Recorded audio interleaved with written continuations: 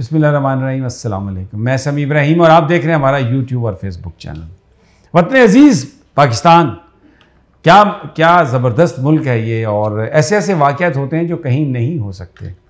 और कुछ लोग जो हैं वो तो इतने खुशकिस्मत हैं कि तमाम जो रूल ऑफ लॉ है वो उनके दरवाज़े पर आता है, और इंसाफ का तो एक तरह से फ्लड है, और वो उनके घरों में जो है ना फ्लड दाखिल हो चुका है। आज फ़ैसला दिया एक लाहौर में एक अदालत ने, जिसमें सलमान शहबाज साहब को बरी किया गया। ये थी जनाब स्पेशल कोर्ट लाहौर सेंट्रल, और जो जज साहब थे बख्त फ़खर उनका नाम है।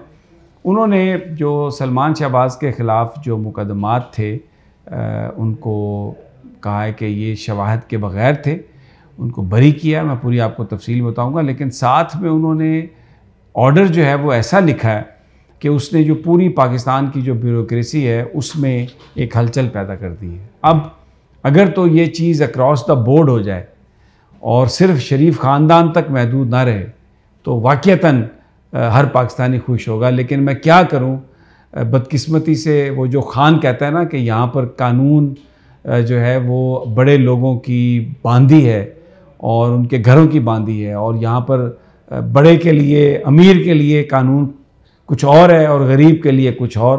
वो जो चीज़ है ना वो बिल्कुल इससे साबित होती है। मैं पूरी तफसील आपको बताऊंगा, आप जाइएगा नहीं, और मेरा ये वीलॉग आपने पूरा सुनना है।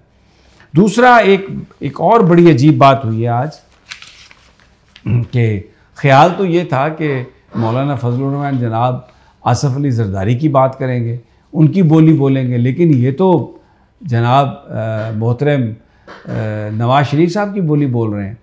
और आज जो JUIF के असलम गौरी साहब जो उनके तर्जमान हैं, उन्होंने जो बयान जारी किया है उसने एक नया पिंडोरा बॉक्स खोल दिया।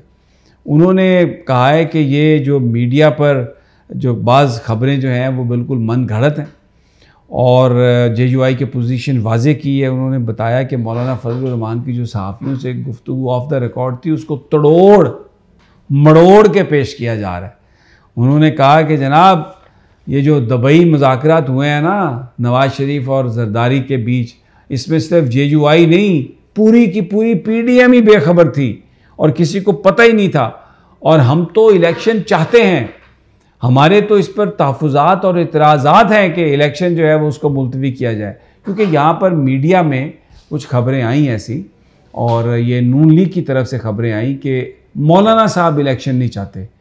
मौलाना साहब ये कहते हैं कि आप इलेक्शन आगे रखें, और मौलाना साहब सेनेट चेयरमैन बनना चाहते हैं। उसकी तो खैर तरदीद नहीं आई, वो तो हमें पता है, मैंने भी इस पर वीलॉग किया कि मौलाना सेनेट के चेयरमैन बनना चाहते हैं।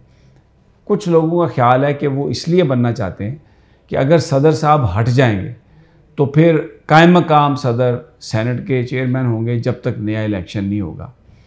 लेकिन मेरी कुछ जो कानूनदान हैं उनसे बात हुई है, उनका ये कहना है कि लॉ अमेंड हो गया था और अब आइन में ये है कि जब तक अगले सदर का इलेक्शन नहीं होगा मौजूदा सदर जो हैं वो कंटिन्यू करेंगे। तो इसका मतलब ये है कि आरिफ अलवी साहब जो हैं, जब तक अगला यानी ये इलेक्शन नहीं हो जाता कौमी सूबाई असम्बलियों के, तो उस वक्त तक सदर साहब का ठहरना जो है वो ऐवान सदर में ही है।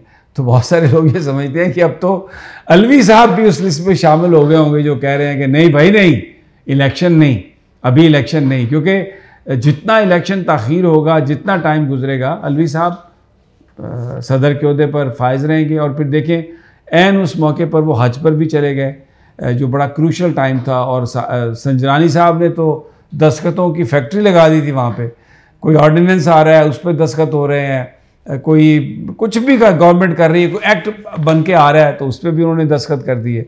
तो उन्होंने बड़ा दबा के दिल खुश किया शरीफ ख़ानदान का, कि जनाब एक तरह से बताया कि जनाब अगर मैं मुस्तकिल पक्का सदर हूँ तो देखें कैसे धड़ाधड़ मैं आपके जो भेजे हुए ऑर्डिनेंस है और जो कानून साजी है उस पर मैं अमल दरामद करूँगा। अच्छा, वो खैर ये तो बीच में एक बात आ गई कि अब वो सदर साहब का क्या होगा। लेकिन असल जो बात है, ये जो JUIF के जो तर्जुमान ने जो अगली बात कही है, उन्होंने ये कहा है कि JUI जो है वो PTI की हुकूमत के ख़ात्मे के बाद फौरी तौर पर इलेक्शन कराने की हमायत कर रही थी और उसका ये मकसद था। और लेकिन उन्होंने कहा कि ये अदम इत्माद के ज़रिए भी हम हुकूमत जो है उसको नहीं हटाना चाहते थे। और ये जो अदम इत्माद का है मौक़िफ़ और जो रास्ता था, ये आसिफ अली ज़रदारी साहब का रास्ता था। और वक्त बताएगा कि अदम इत्माद के मौक़िफ़ पे की पीछे कौन कौन सी ताकतें थीं।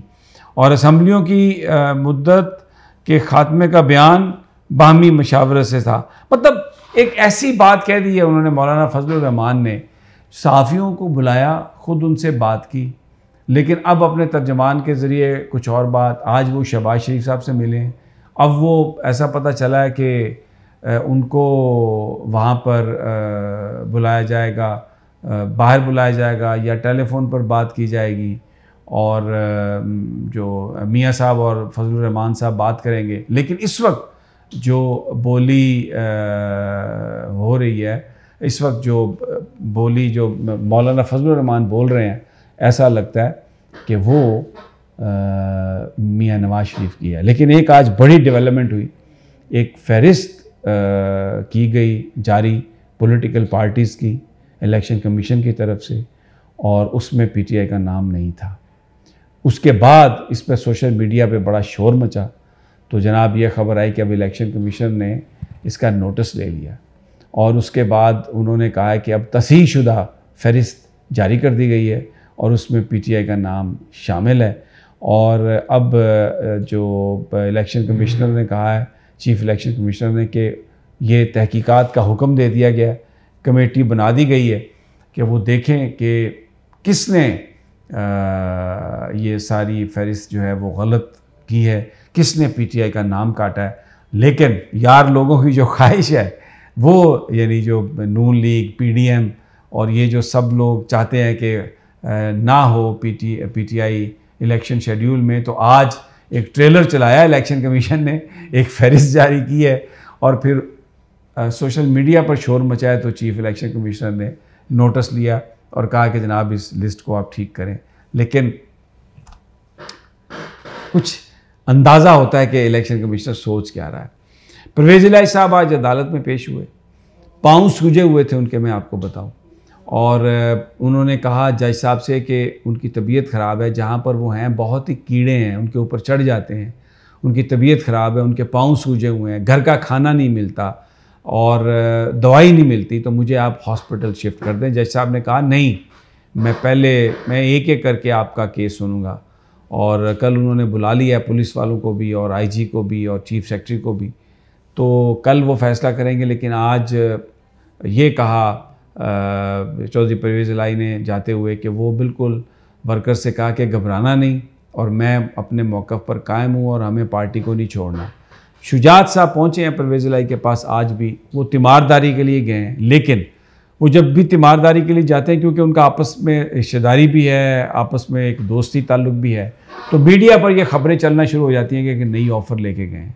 और परवेज़ इलाही साहब ने ये कह दिया कि मोनस इलाही जो है वो मुझे फ़ोन करके जो बात कहेगा फिर मैं वही करूँगा। तो मोनस इलाही ने ट्वीट किया है कि मुझे बड़ी ये मेरे नॉलेज में इजाफ़ा हुआ कि जेल के अंदर टेलीफोन काम करता है, नहीं तो मुझे तो पता नहीं था। ज़ाहिर है उन्होंने ये सार्केस्टिकली बात की, कहाँ उनके बाप के पास जेल में होगा टेलीफोन। वो तो उन्होंने बताया चौधरी साहब ने, एक छोटा सा कमरा है, उसी के अंदर गटर है, उसी के अंदर पानी है, वॉशरूम है और कीड़े हैं और गंद है। लेकिन परवेज़ इलाही एक सॉलिड रॉक की तरह अपनी जगह पर डटा हुआ है और PTI के साथ खड़ा है और वर्कर्स को कह रहा है कि घबराना नहीं। तो दोस्तों साथियों, ये थी आज की वीडियो। इंशाल्लाह अगली वीडियो में जल्द आपसे बातचीत होती है और आपको ताज़ा तरीन बताएंगे कि क्या सूरत हाल है। अल्लाह ने